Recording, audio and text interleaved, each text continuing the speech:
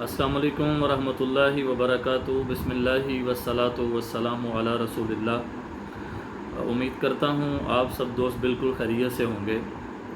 آج کافی دنوں بعد ویڈیو بنانے کا اتفاق ہو رہا ہے۔ بہت زیادہ گیپ آ گیا بیچ میں کچھ مصروفیت کی وجہ سے۔ تو آج میں آپ دوستوں سے حضور پاک صلی اللہ علیہ وسلم کا ایک فرمان شیئر کرنا چاہتا ہوں، جس میں رسول اللہ صلی اللہ علیہ وسلم نے ارشاد فرمایا کہ اربعن من اعطیہن فقد اعطی خیر الدنیا والآخرہ، کہ چار چیزیں ایسی ہیں کہ وہ چار چیزیں جس شخص کو عطا کی گئیں اسے دنیا اور آخرت کی بھلائی عطا کی گئی۔ نمبر 1 آپ نے فرمایا قلباً شاکراً، شکر کرنے والا دل۔ نمبر 2 آپ نے فرمایا لساناً ذاکراً، ذکر کرنے والی زبان۔ اور تیسرے نمبر پہ آپ صلی اللہ علیہ وسلم نے فرمایا وبدناً علی البلاء صابراً، اور ایسا جسم، ایسا بدن کہ جو مصیبت پر صبر کرنے والا ہو۔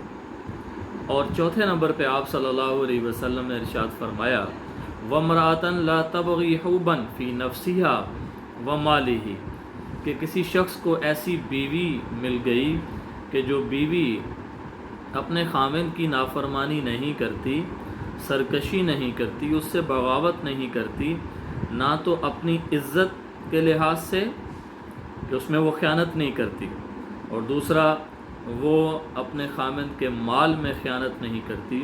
جس کو ایسی بیوی مل گئی اسے دنیا اور آخرت کی بھلائیاں نصیب ہوگی۔ تو اب میں اس حدیث مبارکہ کو 4 کلپس کے اندر اس کی وضاحت کروں گا اور اس کو بیان کروں گا۔ تو سب سے پہلی چیز جو رسول اللہ صلی اللہ علیہ وسلم نے فرمائی وہ ہے قلباً شاکراً، ایسا دل جو شکر کرنے والا ہو۔ تو دل جب شاکر ہوگا تو پھر زبان بھی شاکر ہوگی، پھر انسان کے جسم سے نکلنے والے اعمال بھی وہ شکر بیان کرنے والے ہوں گے۔ چونکہ دل یہ مرکز ہے، دل پورے جسم کو کنٹرول کرتا ہے، جیسا کہ دوسری حدیث مبارکہ میں آتا ہے۔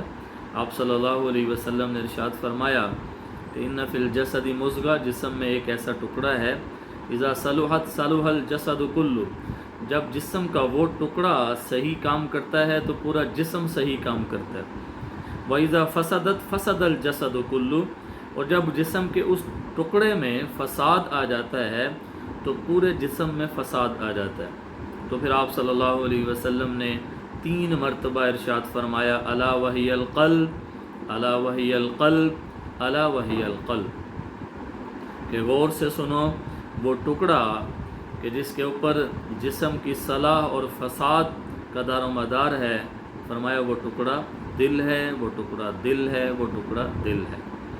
تو اگر دل شکر کرنے والا ہے تو پھر کیا ہوگا؟ پورا جسم وہ شکر بجا لانے والا ہوگا۔ بڑا ایک خوبصورت واقعہ ہے حضرت شیخ عبد القادر جیلانی رحمۃ اللہ علیہ کا، کہ وہ ایک دفعہ بیٹھے ہوئے تھے اپنے مریدین میں، تو ان کا کچھ سامان تجارت تھا جو بحری جہاز کے ذریعے دوسرے کسی ملک میں انہوں نے بھیجا تھا، پھر وہ بحری جہاز واپس آ رہا تھا۔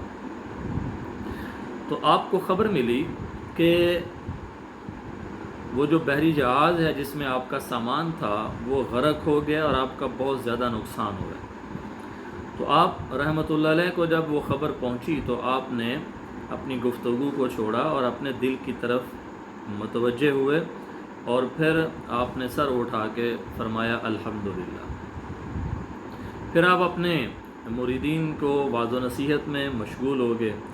پھر کچھ دیر گزری تو ایک شخص آیا اور اس نے کہا جی وہ جو پہلی خبر آپ کو دی گئی تھی وہ خبر غلط تھی، اور میں آپ کو صحیح خبر یہ دے رہا ہوں کہ وہ جہاز جس میں آپ کا سامان تجارت تھا وہ صحیح سلامت ساحل پر لنگر انداز ہو چکا ہے اور آپ کو بہت زیادہ منافع ملا۔ آپ نے پھر اپنی بات کو چھوڑا اور اپنے دل کی طرف متوجہ ہوئے، اور پھر اس کے بعد دل میں غور کرنے کے بعد سر اٹھا کے فرمایا الحمدللہ۔ تو مریدین میں سے کسی نے پوچھا کہ آپ نے جب آپ کو پہلی خبر ملی تو تب بھی آپ نے یہی عمل کیا، سر جھکا کے دل کی طرف غور کیا، پھر آپ نے الحمدللہ پڑھا، جب آپ کو دوسری خبر ملی تب بھی آپ نے وہی عمل کیا، اس میں کیا حکمت ہے؟ تو آپ رحمہ اللہ تعالیٰ نے ارشاد فرمایا کہ جب مجھے پہلے نقصان کی خبر ملی تو میں نے اپنے دل کی کیفیت میں جھانکا کہ میرا دل کس کیفیت سے معمور ہے، تو میں نے اپنے دل کو صبر کرنے والا پایا۔ ظاہر انسان کی دو طرح سے آزمائش ہوتی ہے، اللہ تعالیٰ چھین کے انسان کے صبر کا امتحان لیتے ہیں، اور اللہ تعالیٰ عطا فرما کے انسان کے شکر کا امتحان لیتے ہیں۔ تو میں نے اپنے دل کو صابر پایا، اور میں نے اپنے دل کی اس کیفیت پہ کہا کہ تمام تعریفیں اللہ کے لیے ہیں۔ اور جب مجھے دوسری خبر ملی کہ آپ کا جہاز وہ جو ہے بچ گیا ہے، سامان تجارت میں آپ کو بہت زیادہ نفع ہوا ہے، تو میں نے پھر اپنے دل کی کیفیت میں غور کیا، تو میں نے اپنے دل کو شکر کرنے والا پایا۔ تو میں نے اپنے دل کی اس کیفیت پہ کہا کہ الحمدللہ کہ میرا دل اپنے نفع پر جو اللہ نے مجھے عطا کیا اس پہ شکر بجا لانے والا ہے۔ اس لیے جس کو شکر کرنے والا دل ملا اسے دنیا اور آخرت کی بھلائیاں نصیب ہو گئیں۔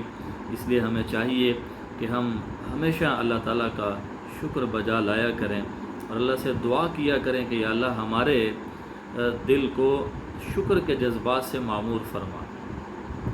جیسے ایک شخص کو دیکھا گیا کہ وہ دعا کر رہا تھا کہ اللہ مجھے اپنے تھوڑے بندوں میں شامل کر لے، تو پاس سے ایک شخص گزر رہا تھا، اس نے اس سے پوچھا کہ یہ تم کیا دعا کر رہے ہو، مجھے کچھ سمجھ نہیں آئی۔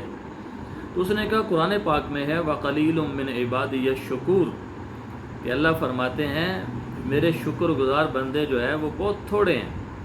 ہاں جی، تو میں اللہ سے دعا کر رہا ہوں کہ مجھے وہ جو تھوڑے بندے ہیں اللہ تعالیٰ کے، مجھے بھی ان میں داخل کر دے۔